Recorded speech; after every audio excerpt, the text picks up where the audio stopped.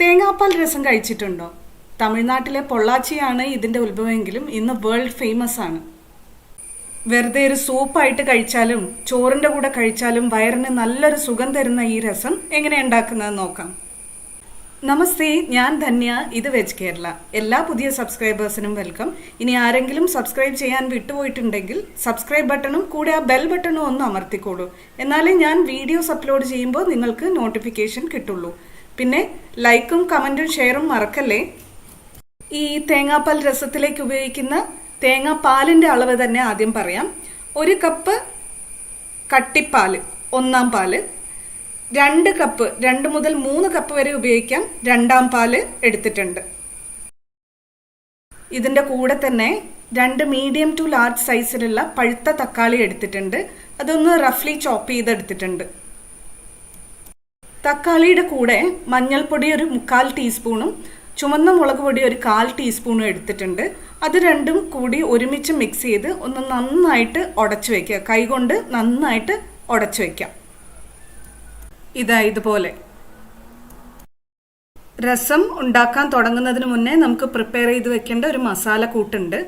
അതിനുവേണ്ടി ഞാൻ എടുത്തിട്ടുള്ളത് കുരുമുളക് 1 ടേബിൾ സ്പൂൺ, ജീരകം 1 ടീസ്പൂൺ, ഒരു 6 മുതൽ 8 വരെ വെളുത്തുള്ളി, ഒരു 8-10 ചെറിയുള്ളി, 1/2 ടേബിൾ സ്പൂൺ മല്ലി മുഴുവനായിട്ടുള്ളത്.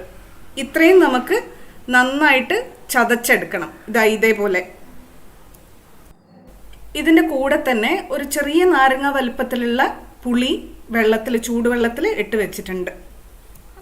ഇനി നമുക്ക് രസം ഉണ്ടാക്കാൻ തുടങ്ങാം. ഒരു പാൻ മീഡിയം ഫ്ലെയിമിൽ വെച്ചിട്ടുണ്ട്. അതിലേക്ക് 2 ടേബിൾ സ്പൂൺ വെളിച്ചെണ്ണ ഒഴിച്ചു കൊടുത്തിട്ടുണ്ട്. വെളിച്ചെണ്ണ തന്നെയാണ് കേട്ടോ ഈ ഒരു രസത്തിന് വേണ്ടത്. വെളിച്ചെണ്ണ ചൂടാകുമ്പോൾ അതിലേക്ക് 1 ടീസ്പൂൺ കടുകും ഒരു 1/4 ടീസ്പൂൺ ഉലുവയും ചേർത്ത് കൊടുക്കാം. ഇങ്ങനെ ആദ്യം തന്നെ താളിക്കുമ്പോൾ കടുകിൻ്റെയും ഉലുവയുടെയൊക്കെ ഗുണം പൂർണ്ണമായിട്ടും നമുക്ക് കറിയിലേക്ക് കിട്ടും. കടുകും ഉലുവയും പൊട്ടി തുടങ്ങുമ്പോൾ നമ്മൾ നേരത്തെ ക്രഷ് ചെയ്ത് ചതച്ച് വെച്ച മസാല ഉണ്ടല്ലോ, അത് ചേർത്ത് കൊടുക്കാം. മസാല ചേർത്തിട്ട് നന്നായി വഴറ്റി കൊടുക്കാം. അതിൻ്റെ പച്ചമണം ഒന്ന് മാറി അത് നന്നായിട്ട് കുക്കാവുന്നത് വരെ വഴറ്റി കൊടുക്കണം.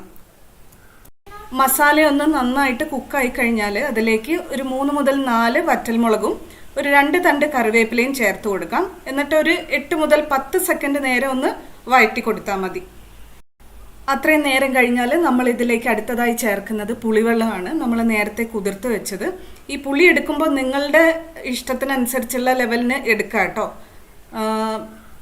ഇതിൽ നമ്മൾ തക്കാളിയും കൂടെ ചേർക്കുന്നുണ്ട്. അതും കൂടെ ശ്രദ്ധിച്ചിട്ട് ചേർക്കാം.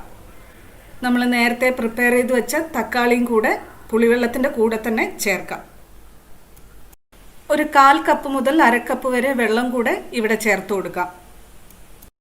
കുരുമുളകിൻ്റെ എരിവ് ഇതിനുണ്ട്, എന്നാലും ഒരു 2 പച്ചമുളകും കൂടെ കീറിയിട്ട് ചേർത്ത് കൊടുക്കാം. ഇതിൻ്റെ കൂടെ തന്നെ ഒരു 1/2 ടീസ്പൂൺ കായത്തിൻ്റെ പൊടിയും കൂടെ ഞാൻ ചേർത്ത് കൊടുക്കുകയാണ്. കായത്തിൻ്റെ പൊടിയോ അല്ലെങ്കിൽ പച്ചക്കായോ അതുപോലെ ചേർത്ത് കൊടുക്കാം.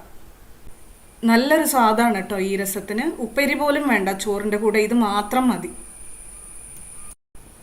പാകത്തിന് ഉപ്പും കൂടെ ഞാൻ ഇവിടെ ചേർത്ത് കൊടുക്കുന്നുണ്ട്. പക്ഷേ തേങ്ങാപ്പാൽ ഒഴിച്ചു കഴിഞ്ഞിട്ട് ഒന്നുകൂടെ നമുക്ക് ഉപ്പ് അഡ്ജസ്റ്റ് ചെയ്യേണ്ടി വരും. ഇനി നമുക്ക് ഇത് അടച്ചു വെച്ച് 1.5 മിനിറ്റ് മുതൽ 2 മിനിറ്റ് വരെ ഒന്ന് വേവിച്ചെടുക്കണം. ഇത് തക്കാളി ഉടഞ്ഞ് കലങ്ങി പോവൊന്നും വേണ്ട, തോല് ഒന്ന് വിട്ട് കിട്ടിയാൽ മാത്രം മതി. ആ ഒരു പാകത്തിന് നമുക്ക് എടുക്കാം. ഇപ്പോൾ 2 മിനിറ്റ് കഴിഞ്ഞപ്പോൾ ഞാൻ അടപ്പ് തുറന്നിട്ടുണ്ട്. തക്കാളിയൊക്കെ പാകത്തിന് വെന്തിട്ടുണ്ട്. ഇനി ഫ്ലെയിം ഒന്ന് ലോയിലേക്ക് വെച്ചു കൊടുക്കാം. എന്നിട്ട് നമുക്ക് രണ്ടാം പാല് എടുത്ത് വെച്ചത് ചേർത്ത് കൊടുക്കാം. എന്നിട്ട് ഒരേ ഡയറക്ഷനിൽ തന്നെ പതുക്കെ ഇളക്കി കൊടുത്തുകൊണ്ടിരിക്കാം. രണ്ടാം പാലിൻ്റെ കൂടെ തന്നെ കുറച്ച് മല്ലിയിലയും കൂടെ ചേർത്ത് കൊടുക്കാം കേട്ടോ. ഇത് തിളയ്ക്കുന്നതിന് മുന്നേ ആയി നമുക്ക് ഉപ്പും കൂടെ അഡ്ജസ്റ്റ് ചെയ്ത് കൊടുക്കാം. കുറച്ച് ബബിൾസ് ഒക്കെ വരാൻ തുടങ്ങിയിട്ടുണ്ട്. ഇത്ര മതി, വെട്ടിത്തിളയ്ക്കൊന്നും വേണ്ട. ഇനി നമുക്ക് 1-ാം പാൽ ഒഴിച്ച് ഒന്ന് നന്നായിട്ട് ഇളക്കി കൊടുത്തു കഴിഞ്ഞാൽ രസം റെഡിയാണ്. അടുപ്പത്തുനിന്ന് ഇറക്കി വയ്ക്കാം. രസം ഇങ്ങനെ കാണാനൊരു രസമല്ലേ അല്ലേ?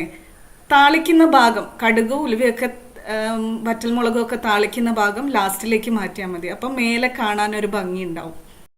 ഞാനിവിടെ ഭംഗിക്ക് വേണ്ടി കുറച്ച് ചില്ലി ഓയിൽ ഒഴിച്ചു കൊടുത്തിട്ടുണ്ട്. അത് ക്ലിപ്പിൽ വന്നില്ല. അപ്പോൾ എന്തായാലും നിങ്ങളെല്ലാവരും വീട്ടിൽ ഇതുപോലെ ട്രൈ ചെയ്ത് നോക്കൂ കേട്ടോ. തേങ്ങാപ്പാൽ രസം വയറിന് വളരെയധികം ഗുണം തരുന്നതാണ്. മാത്രമല്ല ഇലക്ട്രോലൈറ്റ്സ് ഒക്കെ ഉള്ളതുകൊണ്ട് തേങ്ങാപ്പാലിൽ വളരെയധികം ഗുണം ചെയ്യും. പ്രായമുള്ളവർക്കൊക്കെ ഇത് കഴിച്ചു കഴിഞ്ഞാൽ വളരെ നല്ലതാണ്. Thank you for watching. Dhanya from veg Kerala.